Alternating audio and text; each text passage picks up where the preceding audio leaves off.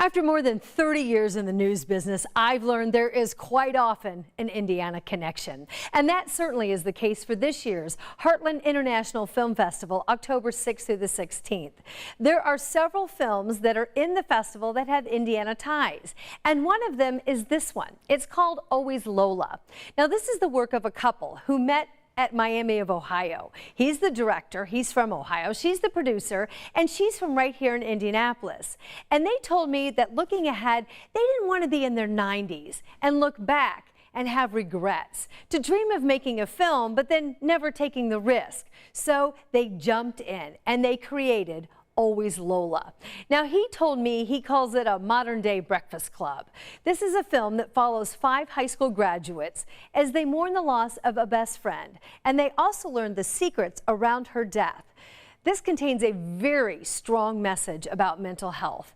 And I recently talked with the Palmers at the Ironworks. They are a power couple, and they have a movie that now is earning accolades all across the festival circuit. Here's our conversation.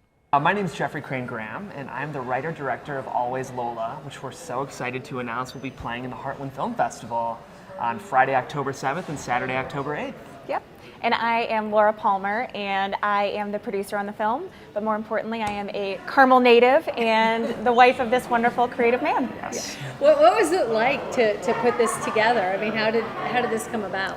Sure. You know, it was so much fun. I'm lucky that, of course, Laura's the love of my life, but she's also one of my greatest creative collaborators. So I'm lucky, you know, to have such a brilliant creative brain on my team. Why would I pass her up as an asset in putting this together? But, you know, it was really during the pandemic. I feel like we were loving our jobs and still love our jobs and kind of grinding, but we took a step back. And, you know, especially me, I moved to Los Angeles with the hope of becoming a writer-director, and I'd written some scripts, one of which got optioned and made on a shoestring, but I always had the dream of kind of directing my own work.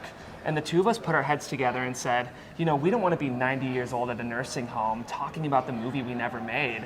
So we put our heads together and kind of figured out a plan and pre-production and cast a movie and committed to a shoot date, and now we're playing Heartland. It's so exciting. Yeah. And I think too, Jeff touched on it, but when we sat down and kind of talked about what do we want the next 5 years of our careers and our lives to look like, one thing that we said was, you know, the only thing that sounds harder than making a feature film ourselves for the first time is the idea of not doing it, and of being 90 years old and sitting in our nursing home talking about the thing we wish we would have made. Yeah. And you know, being in LA, Los Angeles for the last 10 years, we've heard a lot of people talk about the thing that they wanted to make, or, you know, one day I'm going to do this thing, and we wanted to be the people that did it. And so it's been really exciting to partner together and to use the resources that we have and put this together, and we're just so proud and so excited to bring it home to Heartland International Film Festival. Yeah.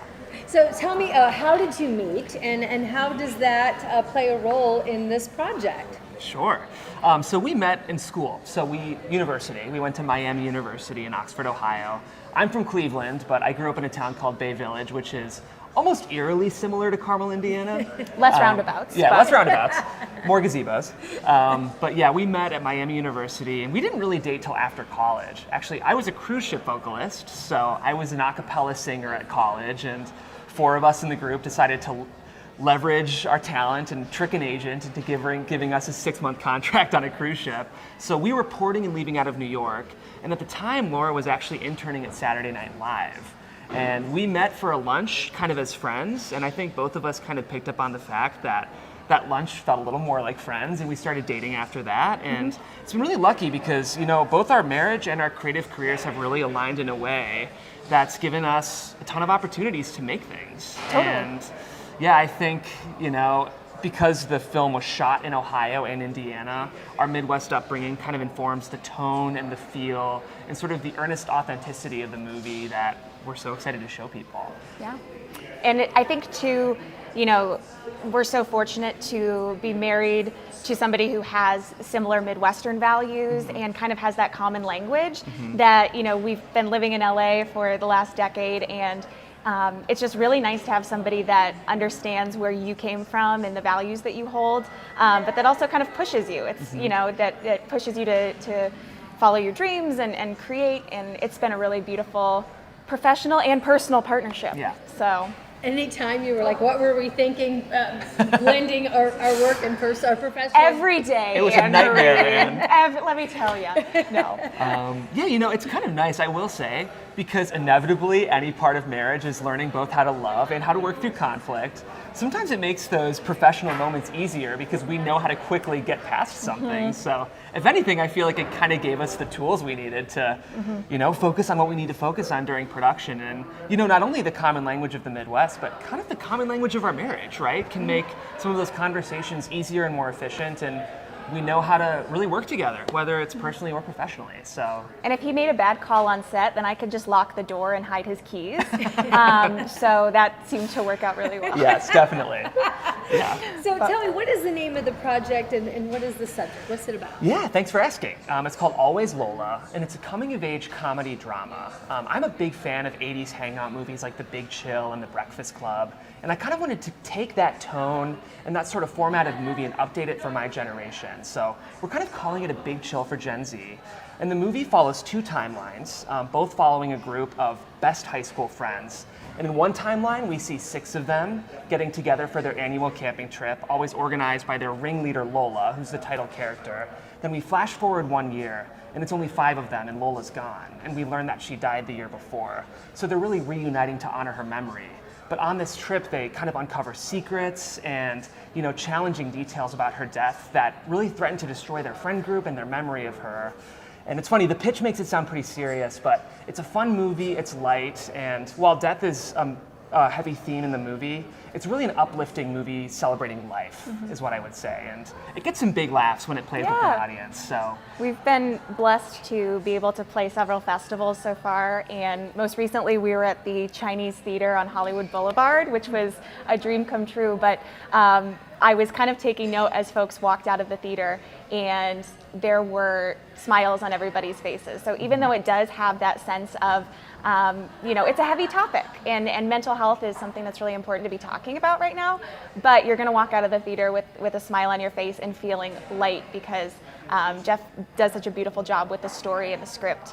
And like I said, we've been blessed to play a lot of festivals, but Heartland is what we are most excited about. Yeah. We are bringing the film home, so it just kind of feels like a full circle moment.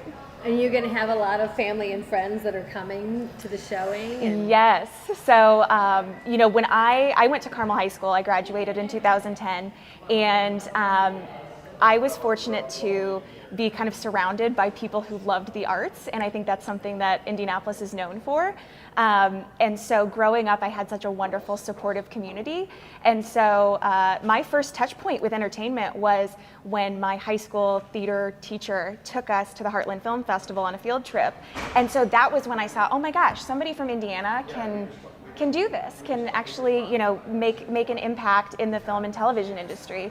And so now with the film coming back to Heartland, all these years later, it's really special. And so that same community that kind of brought me up and supported me and told me, you're crazy for doing this, but we're going to support you for moving to New York, moving to LA. They're coming back and they're going to see the film. And it's a really wonderful full circle moment. And we're just so grateful to Heartland for bringing us back to share this story with Indianapolis. When people are watching the film, are there going to be locations or scenes that are going to be familiar? Absolutely. So we did shoot some scenes in West College Corner, Indiana, but a majority of the film was shot on and around Miami University's campus, which was especially fun because, we met there. And actually, we kind of designed the production as sort of a co-production with Miami University. I taught a class leading up to production, kind of about how we put the film together, how you take a script from pre-production all the way through post-production. And my students are background actors in the movie. So, and especially Miami University students, you'll see Coffenia, you'll see Steinkiller, the Farmer School of Business, which I know your son will be attending this fall, so he has to see the movie, right? I hope to see him at the screening. But yeah, it has a very Midwestern feel. We'd like to think that the movie kind of has a sense of timeless Americana about it, and I think what better than the Midwest to serve as a location for that story. So we're just so excited. Yeah. It's great too because especially the last couple of years with the entertainment industry kind of having to change the way that it does business in order to thrive in this new environment. Internships and opportunities to be on set are fewer and far between, I guess.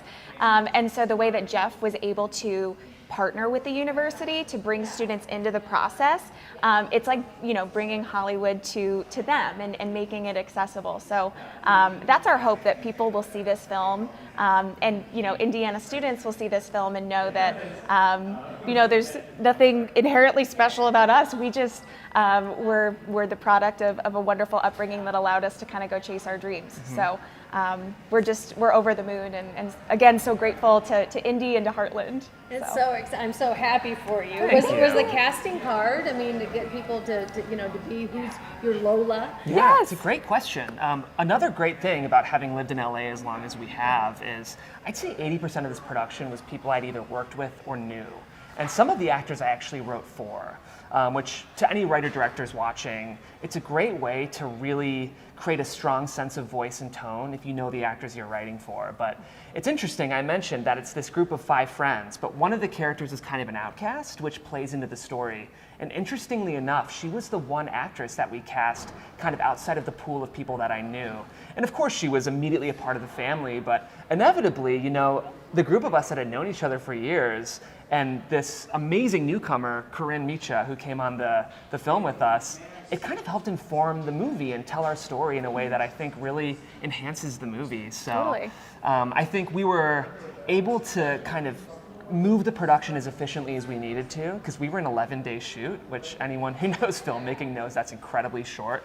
But having a shorthand with my actors and my cinematographer and even the sound team that I've been consulting with before we got to set really helped us move along quickly and get the takes we needed and really end up with a finished feature film that we're really happy with. Yeah.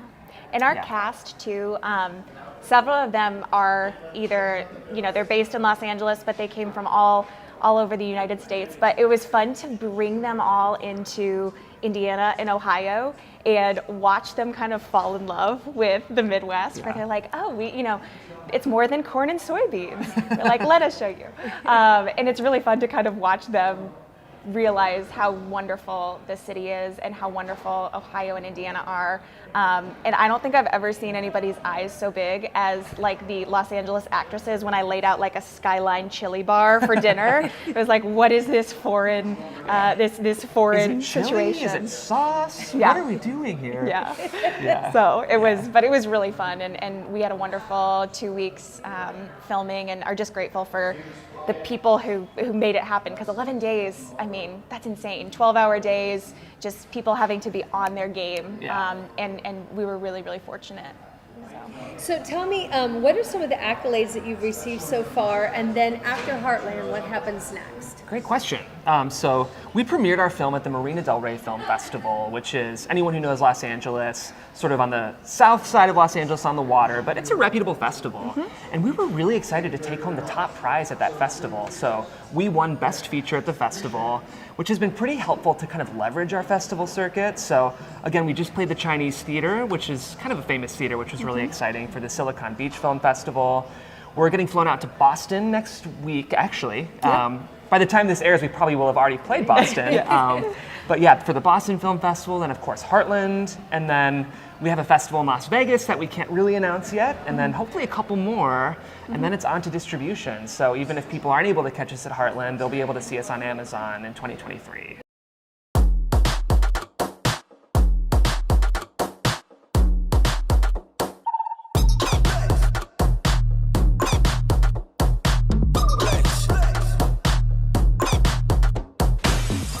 Taking advantage of you. What are you talking about? Your friends. They amp you up like you're their freaking show pony. How many times have we talked about the fact that you cannot mix weed and lithobid? I'm off it this weekend.